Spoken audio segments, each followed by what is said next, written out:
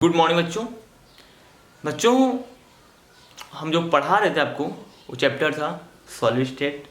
Solid state में हम आपको लेक्चर नंबर 5 तक कंप्लीट कर देते। अभी लास्ट लेक्चर था आपका क्रिस्टल तंत्र के बारे में। आपको 7 क्रिस्टल तंत्र के बारे में समझाया गया है। वीडियो ध्यान से पढ़ना, टॉपिक टू टॉपिक नोट्स करते बना जाना। किसी भी डाउट है, अगर बच्चे को नोट्स की भी ज़रूरत है तो भी हम प्रोवाइड कराते हैं। ठीक है, अब आ जाते हैं नेक्स्ट टॉपिक पे। इसके बाद हमने 7 क्रिस्टल तंत्र पढ़े। अब 7 में से एक क्रिस्टल तंत्र के बारे में यहाँ विस्तार पूर्वक पढ़ना है, जिसका नाम है घनी क्रिस्टल तंत्र। ठीक है, तो आपका चैप्टर कौन सा है? चैप्टर आपका है सॉलिड स्टेट। ठीक है, और आपको पढ़ना है लेक्चर कौन सा? ये लेक्चर है आपका 6 नंबर। और टॉपिक क्या पढ़ना है आपको? क्यूबिक क्रिस्टल सिस्टम,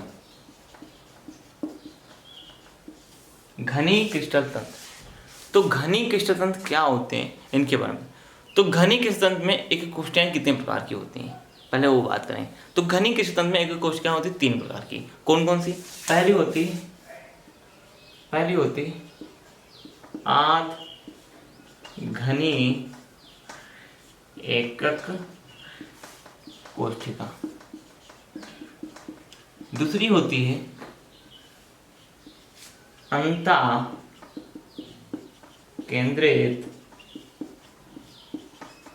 घनी एकक कोशिका। और आपकी चौथी होती है फलक केंद्रित घनी एकक कोशिका।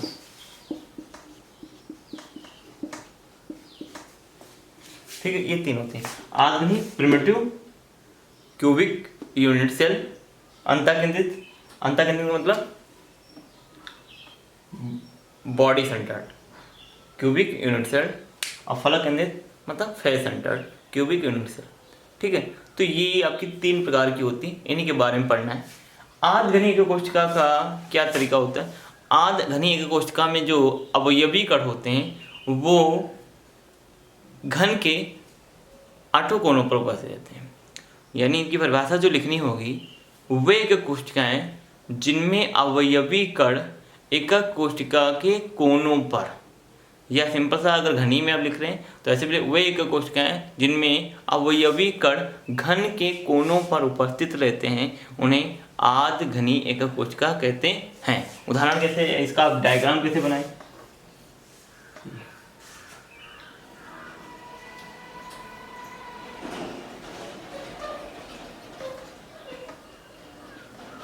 ये घन हो गया, घन के कोनों पर ये कोना 2 3 4 5 6 7 और 8, ये 8 कोनों पे रहते हैं। अब एक चीज़ है, अगर हम घन कहीं मिलाते जाएंगे तो एक घन से क्रिस्टल का मतलब एकक कोशिकाएं जब मिलती जाएंगी तो क्या बनेगा? क्रिस्टल का निर्माण होता है। अब एक बात करनी कि एकक कोशिका में कितने परमाणु हैं। अगर एक एकक कोशिका में परमाणु की संख्या निकालें तो कैसे निकालेंगे? तो हम बात करेंगे पहले आध घनी एकक कोशिका में परमाणु की संख्या। उसके लिए देखो सिंपल सी चीज़ थोड़ा समझना पड़ेगा। ये देखो 8 क्या है? कोने। हर कोना अगर इसके बाद एकक कोशिका जो आएगी वो कहाँ पे जुड़ेगी? इसके यहाँ जुड़ेगी, part of the next section. Okay, तो ये यहाँ जुड़ेगी। अगर अब 2 एकक कोशिका जुड़ गई हैं, अगर इधर आती है तो वो कहाँ जुड़ेगी?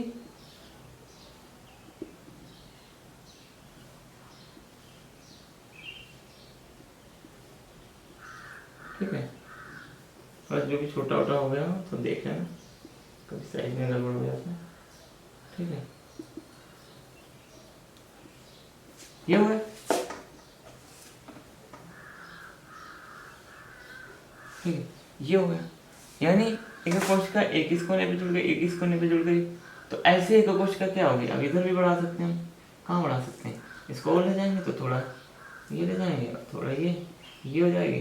अब इसको क्या है, यहाँ मिला देंगे, इसको यहाँ मिला देंगे।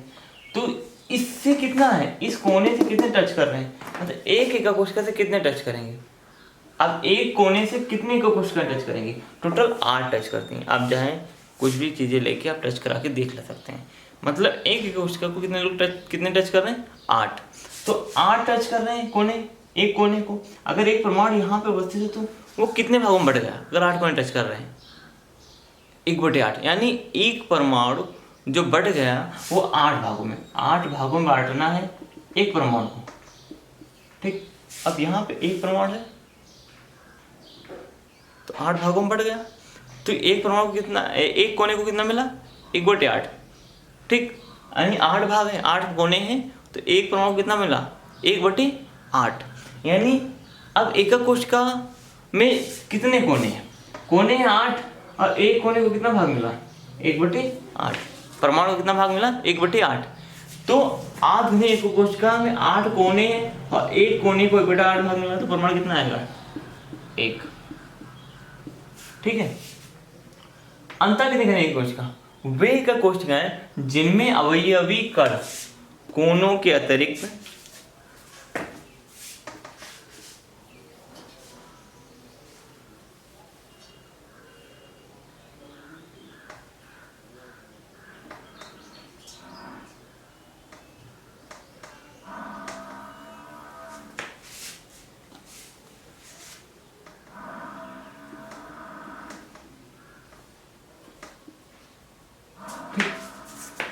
कोनों के अतिरिक्त, वे एकक कोशिका जिनमें अविकर्ण एकक कोशिका के कोनों के अतिरिक्त उनके अंतःकेंद्र पर उपस्थित रहते हैं तो उन्हें क्या कहते हैं?